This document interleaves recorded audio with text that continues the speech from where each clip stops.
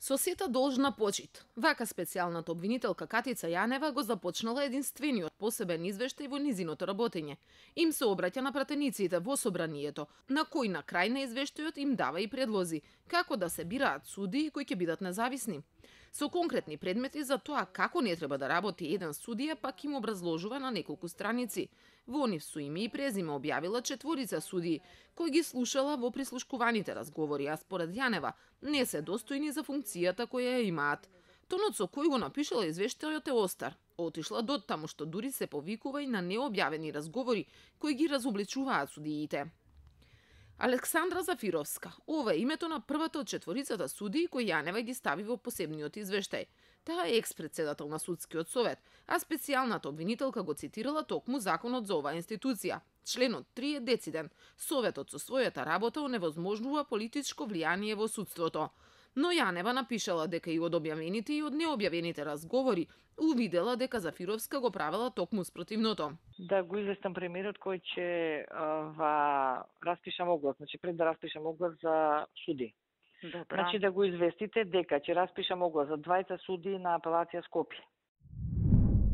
Тогашниот председател на Судскиот совет, премиерот, министерот за правда, министерот за внатрешни работи и директорот на управата за безбедност и контраразузнавање одлучувале за избор на подобни судии и разрешување на неподобни судии. Стручните соработници ги бирале според партиски списоци, интервенирале во судски постапки.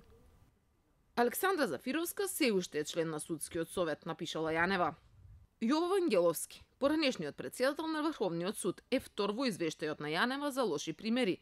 Неговиот глас јавноста можеше да го слушне во само еден разговор, оној со екс-министерот за транспорт Миле Јанакиевски, за случајот Глобал. Ми прави проблем едниот од судиите, затоа што на решението кое што е донесено од твоја страна, го нема твојот подпис.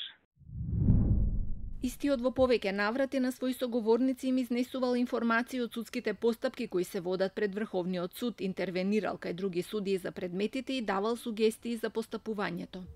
Но Јанева има сознание од доволно и од необјавени разговори во периодот од 2011 и 2012 година, дека тој се однесувал непрофесионално и несовесно на функцијата. И Јово Вангеловски се уште е председател на Врховниот суд. Софија Лаличич, судиката од Кривичниот суд, која јавноста ја запозна од разговорот со екс-директорот на УБК Сашо Мијалков и одземала најмногу редови од извештајот на Јанева. Значи го испуши кај Лидија и го испуши. Цело Сваровски го купи и го испуши. Она го ја предложи ова, ама ако не ќе можам да откажам ја. Задоволување на приватни интереси и интереси на нејзини блиски луѓе, споделување информации до кои дошла при вршење на функцијата за цели кои не биле поврзани со судиските должности, запознавање на трети лица со внатрешните состојби и односи во судот, недостоинствено однесување во личните и социјални односи и дозволување истите да влијаат на несоодветен начин во незиното однесување при вршење на функцијата, се само дел од начините на кои била користена моќта која ја носи судиската функција. Обвинителката слушнала и повеќе од она што јавноста го слушна, па раскажува како точно бил наместен изборот на Лаличич. Бил одамна планиран и договорен меѓу представници на извршната и судската власт. Неслучен бил изборот на една од двете комисии каде влегла Лаличич на интервју, а особено се внимавало да не се познава дека е фаворизирана. Јанева открива дури дека Лаличич стравувала што ќе пишуваат медиумите. И Софија Лаличич се уште е судија во судот Скопје 1. Светлана Костова, и судија и разузнавач. Вака Јанева ја опишува судиката од Висшиот управен суд, која исто така јавноста ја слушна во објавен разговор со Мијалков. Сега ќе те бираме за судија или не те бираме? Како нема да ме бирате? А? Јас би сакала да ме бирате. Добро, јас средив работа да бидам Да? судена. Да. Што значи ќе треба да ме частиш? Цел живот ќе ви бидам должна, не.